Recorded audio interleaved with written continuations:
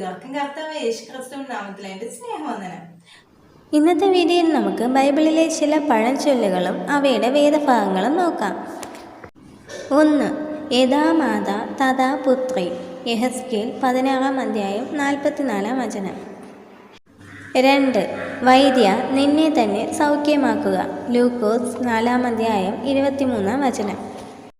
3. ശൗലുമുണ്ടോ പ്രവാചക ഗണത്തിൽ. 1 ശമൂവേൽ 10-ാം അധ്യായം 12-ാം വചനം.